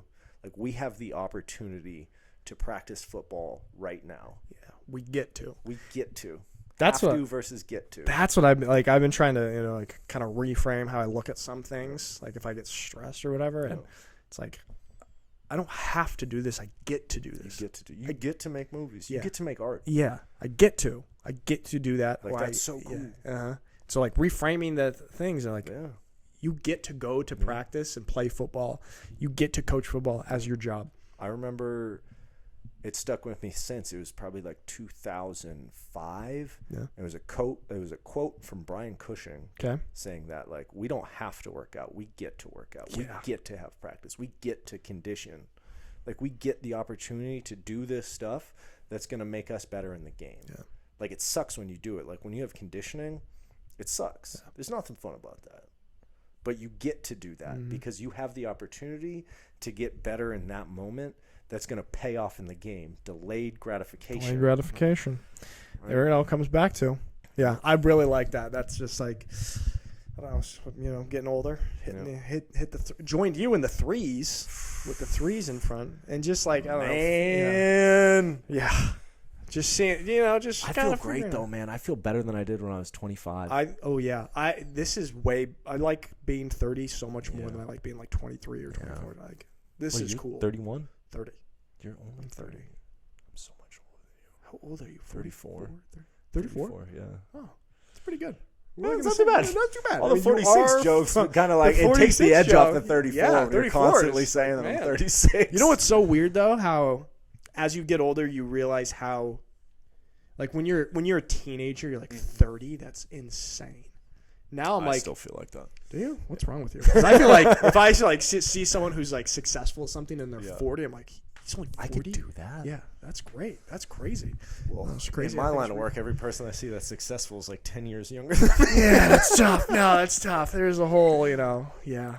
You're doing great, Mike. I feel great. You're doing great. I feel great. How actually, because all jokes aside, you are in phenomenal shape. I don't want to offend you for your age. Especially being like a running back, one of the most demanding positions in football. Absolutely. And you're keeping up with these guys that are a decade younger. Yeah. I mean, like, how? I take it very seriously. Right? This is my livelihood. This is what I do. I treat my body well. Like, I don't eat trash. I rarely drink now. I mean, you offered me a nice glass of wine. It was nice. I was promised a fancy beer. I know, but this is actually healthier. Nice. It's healthier. Yeah, it makes me feel more at home. It's classy, Italian. But like I try to treat my body as well as I can. I try to get to bed early often. Huge. Yeah, huge. I train hard, man. Yeah, you do train hard. I mean, you were a former strength coach, right? Yep. Yeah. No, but like it's funny because like a lot of people like to not like tease or like poke fun, but like kind of make jokes about like me being the old guy. But there's a lot of all-stars, import defensive guys on my highlight tape that don't make those jokes so much. Yeah, don't make those jokes. That's why I retired, to make sure I stayed off the tape. I escaped. Actually, there's probably some practice clips. Delete them. We'll bring those up. Yeah, delete them. Just edit those in right now. Cut. No, I don't know. We don't have the time to edit it in. It's a lot. It's a big edit. When's this gonna air, by the way? Tonight? Not tonight. Tomorrow, maybe. We'll if see. you review it in time. I will give it to my people. Yeah. My people will look at it. Actually, this won't go out tomorrow because I have to review it too. Mike, tell me a time that you failed, and what you learned from it. Man, it's a good thing that you asked me this as if I was interviewing for a job. We're looking for an editor here at Sports Media. Because I'm not joking.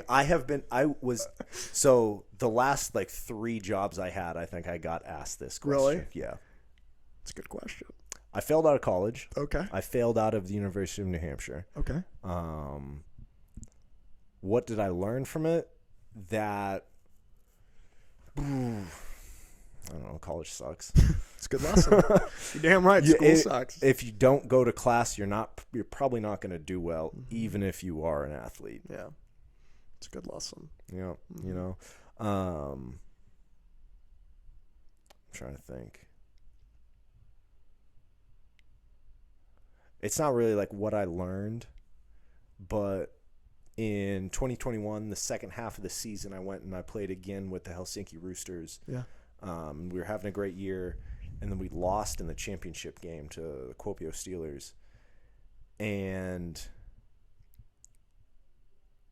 it made winning the European Championship a month and a half later that much better because I'd never won a championship before. Yeah. It was my first ever championship.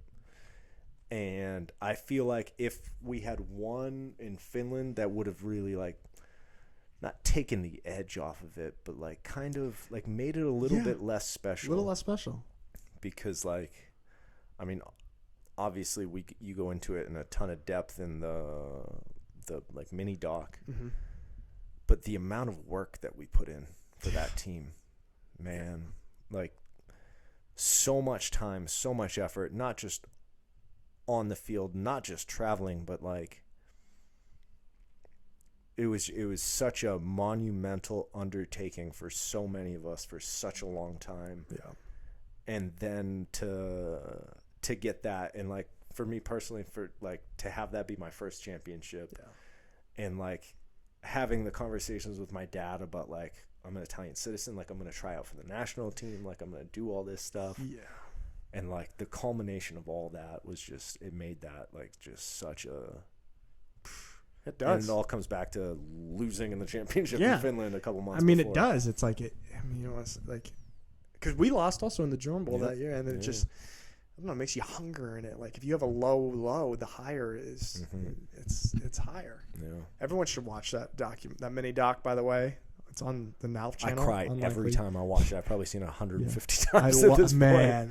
I'm so happy we could like have that. Yeah. As long as we have that. It's funny. Like I give you a hard time every time you pull your camera out when we're just like hanging out and shit. And I'm just like, dude, seriously with this? Like, come on. Can we just hang out for a little bit? Like, can we just have a good can we just walk to practice for 5 minutes? But then like once we have that, and like being able to like that's forever. Yeah. Like we have those memories forever. And I remember like after the first time watching it, just calling you in tears. Like, yeah, thank you so much for doing this. I know, it brought me to tears too, man. But it's like, even I'm thinking now of like we were all in, I think it was mine and Cody's room the night before the game, messing around. Did Bruno hide your phone? And it's like we have just some rough, like not well shot footage, but it's just like we can look at that moment of that evening forever now, and it's just like that's my favorite thing about like making videos. It's just a time machine. Yeah. And if you put it together in an artistic way, and it's just like it's gonna be so cool to watch that when we're old. Man, there's a couple of that was. I obviously I'm a little biased, but like I think that's the best thing that you've done. Yeah. And like that like string of videos during COVID was really good. There was like a handful that were really good, like the Lost Keys one. It seems like the videos that you think are the best are all the ones that you're in. To be fair, if I'm not in it, usually it's just like 5 things you didn't know about Germany. Like, come on, man, who cares? But like when you have a muse, yes, that's the word. As like a jumping off point, it makes things better. That's why I've got you here. That's why I'm here. We actually, I forgot. I posted on Instagram. Let's see if we got any questions for the Mikey G Gentili. Can you tap your mic real quick? Good. It's still working. Okay. Instagram. Yeah, let's see this. Can I? Instagram. No, you got to stay. I'm going to read them to you. You got to, the balance and everything. Don't read me any bad ones. Okay. And Capo action. Chai un euro.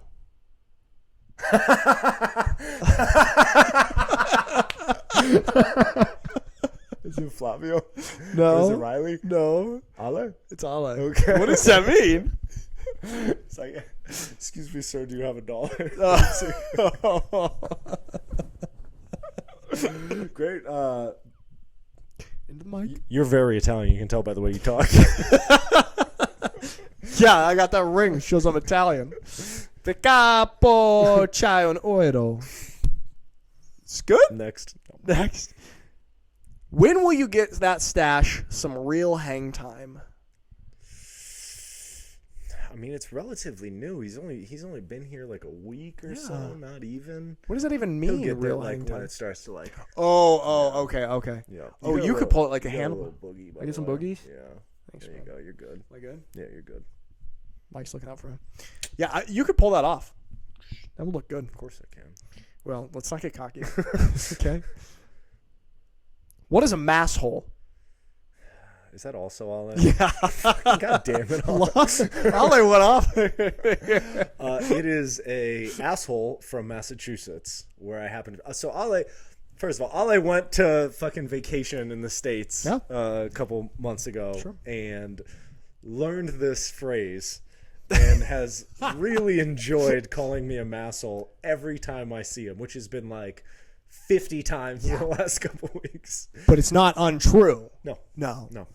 Everybody I know from Massachusetts is a masshole. Yeah, no, that's fair. Okay. That's what it is. It's an asshole from Massachusetts. Tell us about your injury in the Elf. Oh shit. I tore my calf. Welcome to the club. Yeah. I completely tore my calf. It was funny. So when I was coaching for the Raiders, our import running back got hurt. Yeah. So I had signed as the import running back.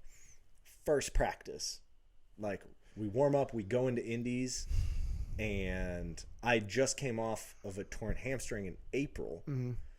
So I was playing AFL, tore my hamstring in the third game, and then rehabbed it. I'm back like 3 months later, and then into practice. I take like a drop step and boom, tear my calf. It's horrible. Yeah, Horrible. that was awful. How long did it take for you to heal from that? To be able to, I was like hard in the paint on rehab. I had a stim machine on it all day, every day in the office. Like I was doing all the right stuff. I was jogging or like stride running after 6 or 7 weeks, sprinting after 10. Okay. Yeah, so that's like 2.5 months. Like that's the calf It injury was is a no while. joke. Yeah. You always think I didn't feel like 100% for probably like 3 or 4 months. I feel like with calves, also, you think you're better too early. Yeah. Often. You feel you're you're Yeah. good. I re-injured my calf 3 times in a row. Yeah, man. That sucked. Who asked that, by the way? Dick. Take a guess. Somebody from the Raiders. It was Ferrari. Alex Ferrari. Fuck you, Ferrari. Cavallo Pazza. Pretty good. Pretty. Well, Mike, why did you cut your hair? Why did I cut my hair? Honestly, it was time. But the real answer was I was at the gym one day and I was doing a lot of plyos, jumping around stuff. And it just kept getting in my face. I would tie it up again. It would come right out. It would tie it up and it would come right out. And I literally walked out of the gym to the barber. Really? Yeah. Okay. So for functionality. Yeah. It looks great. It was, thank you. So was it my hair looked fucking terrible for a very, very long time. Yeah, look at you now. Yep.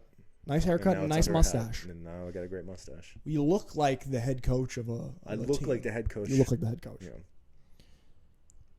Where is the main difference between coaching women and men? Women are more coachable, honestly. Really? Yeah, coaching guys, especially at a high level in Europe, there's a lot of egos and there's a lot of bad habits that have been developed.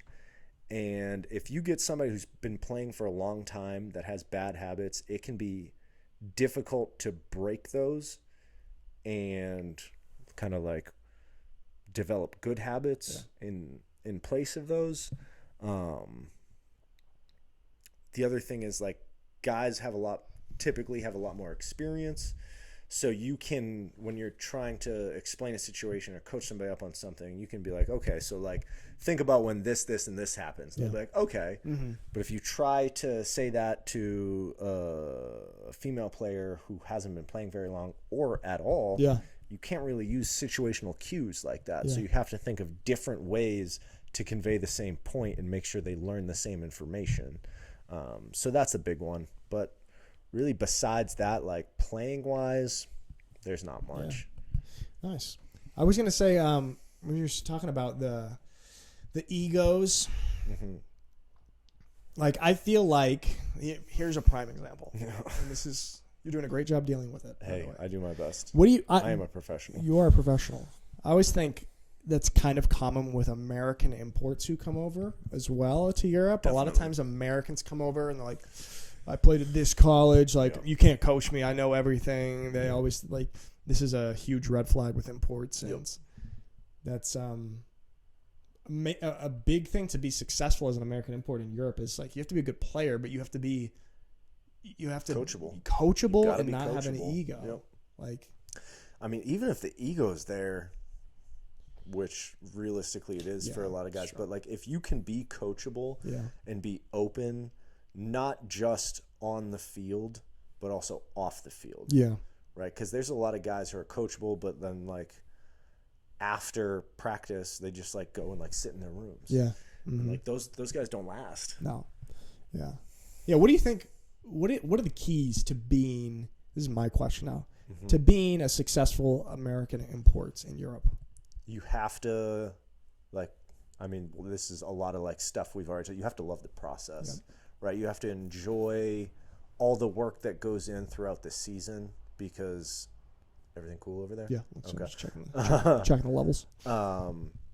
Everything that goes in throughout the season because there's no place that you will play in Europe that you won't hit bumpy parts during the season. There's always going to be adversity. There's always going to be things that go sideways. At the end of the day, almost every single club in Europe, it's not people's full-time jobs. Right. It's not people in the management's full-time jobs. It's rarely the coach's full-time jobs. There's a couple of players who it's their full-time job. So things aren't always smooth. It's not always a straight line from A to B. So you have to be adaptable, right? That's the word, adaptable. You got to be adaptable. You have to be open. You have to enjoy the process and not just even I've had experiences where I wasn't enjoying the process enough. I was too focused on the end goal. Yeah. Like there's been years where like I go into the year and I'm like, I want to win a championship this year. I don't care what it takes. I don't care what happens. Nothing else will satisfy me. Yeah. And I don't. And it ends up being a bad year. But then you look back on it and all of the experiences that you get, all the people that you meet and the things that you do, like if you just enjoy that process, it's such a better experience. Yeah. And you end up having more fun in it. And a lot of times that translates into more success on the field. Yeah, that's the crazy thing about being process oriented. It's like so often it actually makes the outcome better too. Yep. And you also get the double benefit of enjoying the process and then maybe having a better outcome. Yeah. Like that's one of the things about the Ladycorns that's been so cool is like just enjoying this whole process from ideation to I mean, we're not even close to the first game. Yeah, do you feel like you're putting extra emphasis on enjoying the process? Like because it's such a big undertaking. Yeah. Like, oh, we got to get here, but like there's so many things to do. Every single day. Like I couldn't imagine any other job that I would feel the way that I do about this team. Like even, I mean, I was a full-time coach for the Raiders last year and like, but it wasn't my vision. It wasn't like my idea. This was a behemoth of a ship that has been going without me, will continue to go without me. And like I was just a blip on the radar for the Raiders organization. But like this has my fingerprints all over it. That's what's so cool. Yeah, it's very cool. And like we've talked about before, but like I see this as art. Yeah. Right? Like you are creating something from scratch. Everything that we do has so much thought and time and effort into it that like it's like conducting an orchestra. Yeah. You're an artist and your canvas is the field. I like to think of it as art. I mean, I've always seen football as art. Yeah, it is. Oh. That's beautiful. Mm-hmm. Next. Well, I'm marinating on this. I'm marinating. For me, like there's when you have a good practice, like for me, there's nothing better than coming home at night, like watching the drone footage. Yes. And like seeing the way that things come together, like right on defense, you see a certain route combination, you see people push to things at the right time. It's just like, oh, that's beautiful. So nice. Yeah. That's there's just something so like even when you just said that, I know like get that itch of like that feeling of coming back after a practice, a night practice, and like taking a shower, getting my food, sitting in front of the computer and seeing practice. Like, oh yeah, nice. Oh, that's a good read. Oh, nice. Exactly. And it's just like that's one of the most satisfying feelings. I'm just flooded with serotonin and dopamine and just. And it's cool. Like one of the things that I watch I watch a lot of film. Yeah. But like one of the things that I've really started to enjoy lately is watching the development of my teammates. That's so cool. Yeah. It's really cool. Like when I used to watch film, I used to watch myself like, okay, how can I get better here, and here? But as I've gotten more and more into coaching and developed more and more relationships with people on my team, especially like good relationships. Right. The more I've started to watch other people and like really watching them with like not a critical eye, but a very like inspective way to like watch people's development. And like for me, that's the best. That's cool. Like that you're unlocking this chapter of your football life. It's the true like Uncle Mike chapter. Uncle Mike, and you got the mustache to go for it, man. You're embodying this character. I am trying to get back into my Instagram app, and it's not going. What do you think I do here? Did you try unplugging it and plugging it back in? We don't want to do that because... Do you blow on it? It's not a Nintendo 64, Mike. Can you turn it off? No, that's what I'm trying to do. It's kind of frozen. Somebody said, is he single? Heart eyes. It's from a girl.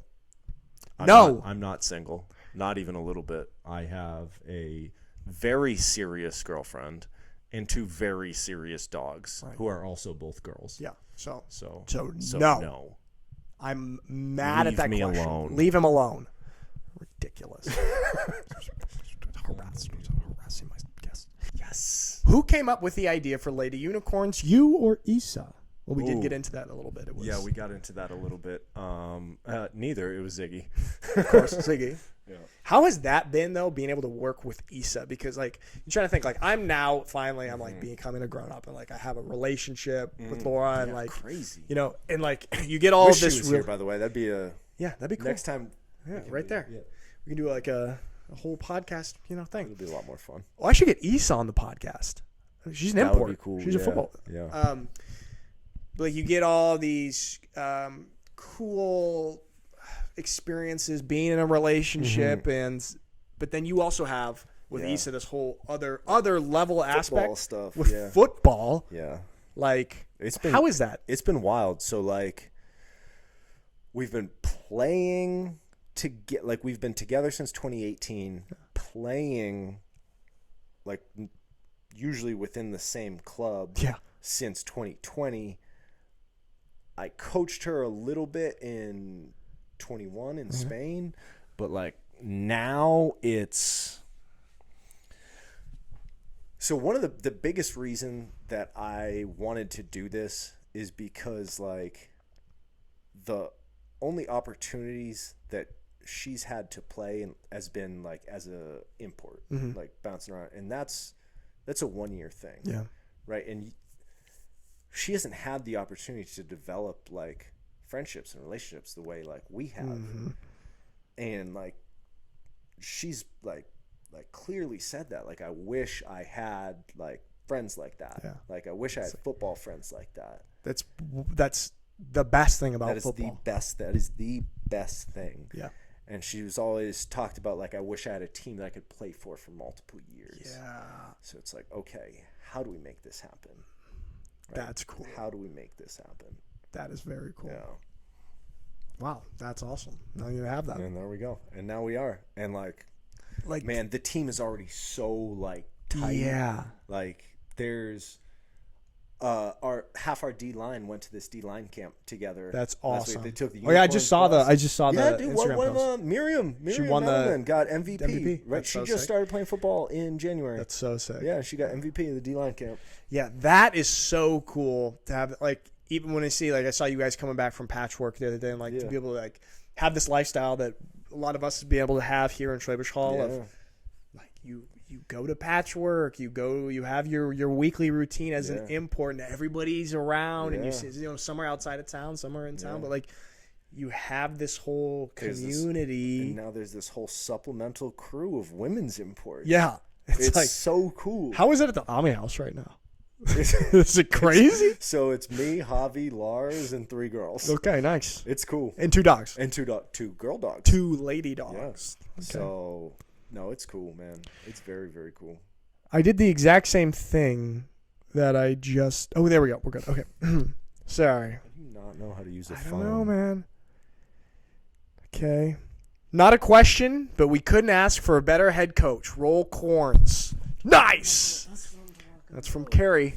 Yes. There you go. Carrie, the real one. Carrie is one of the hardest working people I've ever met in my life. It's awesome. She is so dedicated. She drives so far to practice every time. She never misses a team activity. Man, that's so It's cool. awesome. I just like I don't know, just being a part of a team and having, like, that's just so cool. It's so cool that you guys have been able to start this and give more people this opportunity. And like, honestly, like, that's how I've framed it the whole time. It's like, it's not so much a football team. It's not about like, hey, you want to play for the Unicorns. You want to like do this. You want to play football. It's like, no, we're trying to give these girls the opportunity to do something that they've never really had the real version of. Yeah. Right. Like it's all too often that women's football is just not taken seriously, like not treated as like serious football. And it's like, maybe we practice every other week and like we don't really go into things too much. Like we don't have to have too complicated of a playbook because they're girls. Like, It's like, no, fuck that. Like, Yeah. we're going to play serious football. We're going to do things the right way. We're going to practice a couple of times a week. We're going to film everything with the drone. Like, we're going to have meetings. Yeah. Like, we're going to treat this like a real football team. That's where you get all of the residual effects that surround football. Is treating it seriously, and that's where that helps elevate this other. Our practice. I mean, you saw it. Dude, Yeah, they're practices are legit. hard. Yeah, they're difficult. Yeah, and like the bonding that the girls go through just during practice. It's like, I mean, most of these girls didn't know each other before. And you're not going to get that if you're not taking it seriously. Exactly. It's just you're just not. So that's that's very cool. Okay, what's worse? Carbonara with cream or pizza with pineapple? Pizza with pineapple.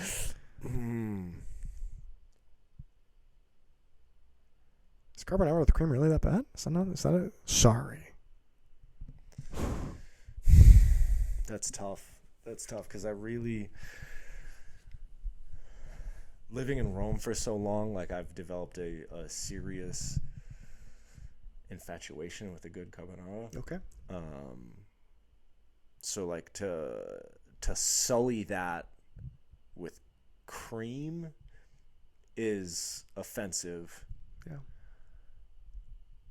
I would say carbonara with cream is worse because I think more.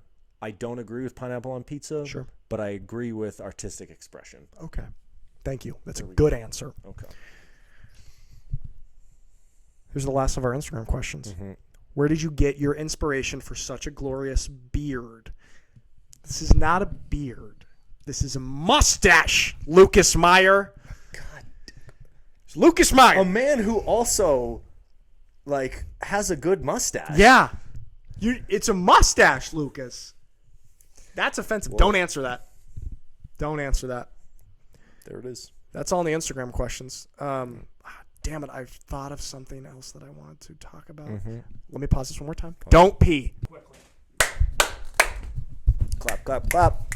Snap, snap. Okay, we don't clap. have much battery life left, so if the podcast just cuts off, that's why the battery. That might be a cool way to finish That is a it cool off. way to finish it. Just goes to black. Just black. And there it is. So, what? Talk to me a little bit about your experience living in Italy versus living in Germany, outside of football, culturally. How different could you get? Yeah. It's fun. This was one of the first times you put me on camera. You asked me this, in Patchwork, in November, December 19. You had some choice words. I still hate the weather here. Yeah. Although I will say I recently had some phenomenal German food. Yeah. Went to dinner at Coach Primo's house. Yeah. And his girlfriend Christine cooked like some. I forget what it's called. I feel bad. What was it? What did it look like? It was what kind food. Of food. Okay, edible food. Good. Yeah, it was food. It was like meat. Was it breaded? Was it schnitzel? No, it was not. Okay. I know what schnitzel is. I lived in Austria. Okay, good day, mate. So, the weather here sucks. I don't know what else you want me to say. This is a guy with Sicilian dogs. He's just looking out for his pups. The weather here sucks, and it doesn't suck in Italy. Yeah. It's funny, like Saturday, getting ready for practice, I'm looking at the weather on my weather app, and it was like 6 a.m. at the time, and it said like 3 degrees right now. I was like, okay. But then it said like 10, 8 degrees, 12, 11, or like 13 degrees by 12. I was like, fuck yeah, this is like, practice is going to be awesome. This is going to be nice. I'm not even going to wear a jacket. Stupid. No, I was in Rome. So Devastating. Then I go over, and it's like, -3. Oh, it's going to be 2 degrees for practice. Okay. That weather we had at the practice I went to was insane. Beautiful. It went from being nice to snowing to back to being nice in like a 25-minute span. It was ridiculous. Made for some cool clips though. It looked good on camera. That's all I care about. That's all that ever mattered. Damn it, I had a really good question that just stemmed from that. Well, luckily, good. Then that's the podcast. There we go, Mike.